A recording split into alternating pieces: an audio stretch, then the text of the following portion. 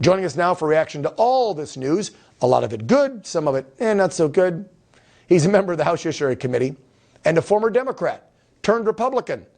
And I would say that's thanks to Democrats being crazy and Trump kind of showing him the light. New Jersey Congressman Jeff Van Drew back on the program. Hey, Congressman, how you been? I've been good, and it's good to be with you. So many things to talk about in the swamp, so let's get right, first of all, to all of the cases against Trump when it comes to trying to remove him from the ballot. This is got to be one of the worst things I have seen in my short 50 years on this rock.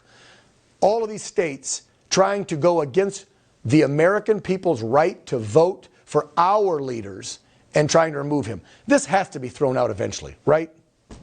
Oh, it's definitely going to be thrown out. I would hope it would be a unanimous decision by the Supreme Court. Let's keep in mind, Donald Trump hasn't even been charged with insurrection. Thank you. He is guilty of insurrection. This is a nothing burger. But this is symptomatic and emblematic of a greater problem.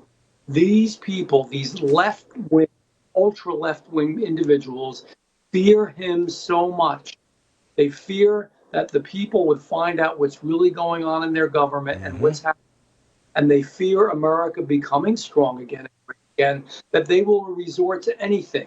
It's simply what happens in totalitarian states, symptomatic of what happens to dictatorships, communist countries. Really, it's mind-boggling if people really think about it. You don't like somebody, you don't want to run against them because they're going to win, so you take them off the ballot. That's what Putin's doing in Russia. He's taking people off the ballot that want to run against him. It's disgusting. It's anti-American. And thank God we have a decent Supreme Court. It's definitely, it's going to go our way in the Supreme Court. It's just a matter of whether it is unanimous or not. Well, and you'll need a majority vote, but it should be 9-0, on that one. Let's head down to Georgia quick. Get your take on that, Jeff, because what a mess old Fannie Willis is in. I'm glad there's a judge down there that sees that. I mean, you want to talk about a conflict of interest.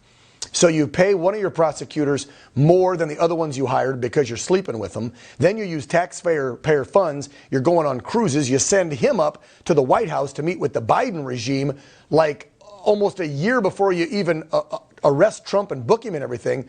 I mean, if this doesn't stink to high heaven and people can't see it for what it's worth right there on its face value, then they obviously have Donald J. Trump derangement syndrome. Again, not indicative of the United States of America, of this great country, of a free country. They're using every mechanism. If you step back and look at this, whether it's through the courts, whatever mechanism they can use, they're trying, a Secretary of State, they're trying to get him off the ballot. They're trying to get him in trouble, and he's done nothing. That's the bottom line.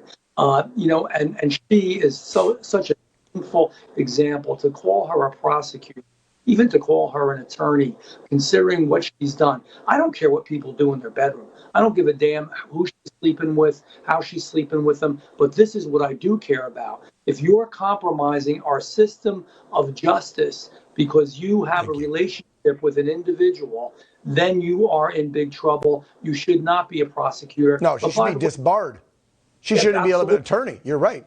Let's talk about Hunter real quick because things are moving and in motion, right? Finally, it looks like maybe a little bit of the threats by you guys in the House worked. Do you think he'll show up and actually testify?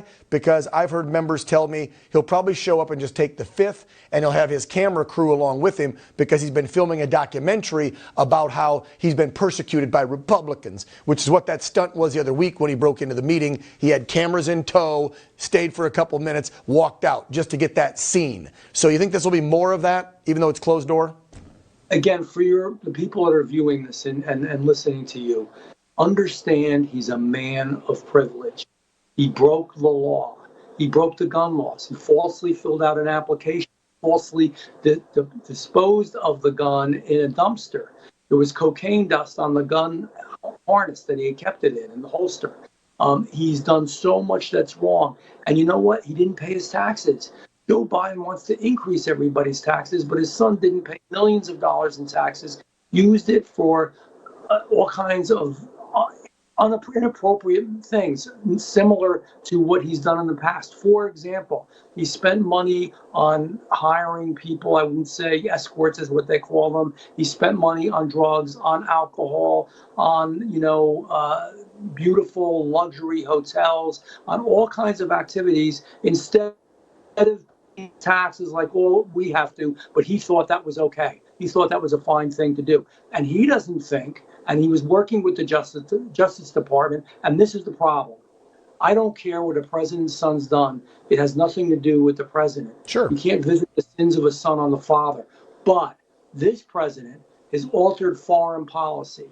This president has gotten money from for his family and his associates, and he's altered domestic policy as well. This president has done the wrong thing, and that is impeachable, and that is the problem. That is why we want to talk to Hunter. We don't give a damn what he's done in his personal life, but it's affected the future of this nation. Hunter is almost like, I want to feel bad for him, but I don't, in that dear old dad used him. He's almost a victim of Joe Biden's greed. Let's say it like it is. He used his son by saying, you go get these positions of power on these boards, and dear old daddy with his power as senator, then vice president, will do policy like you just said and skew it the way they want it, and we'll all get rich. Because don't forget the 10% for the frickin' big guy. One last one to you, Jeff, because you said on judiciary, this was a big one that Jim Jordan was talking about this week.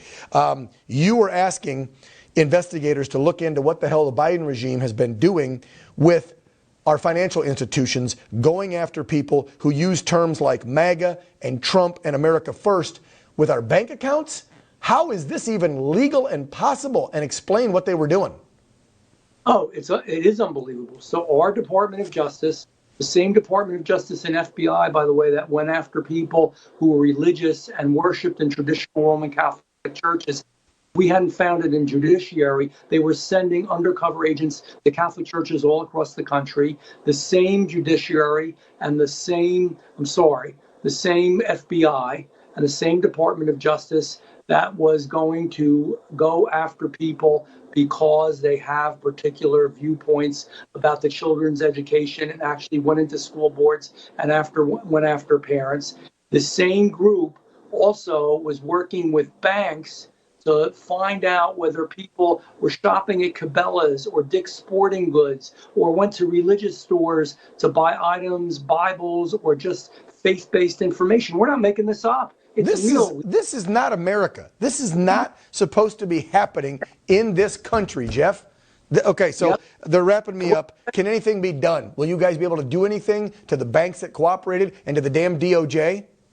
Well, you know what? We've done a lot to the DOJ already. The first and most important part is we stopped them in their tracks with a lot of this stuff because it was found out. We need to change FISA, which is a way that you go after bad guys, but they're using it to go after good guys and to investigate people's lives.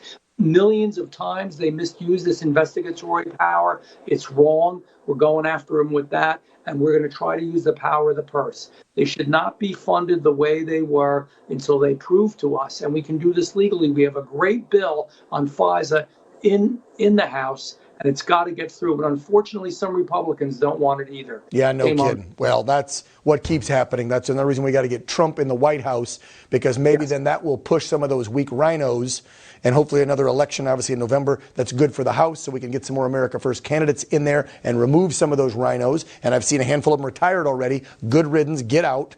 Then we can get on with the people's business, but we'll have to wait till next year, because I just see every time something comes up, you guys are stonewalled. 106 of you, 108 of you vote this way, but there's too many damn rhinos that vote the other way. Jeff Van Drew, Congressman, New Jersey, thank you so much for coming on.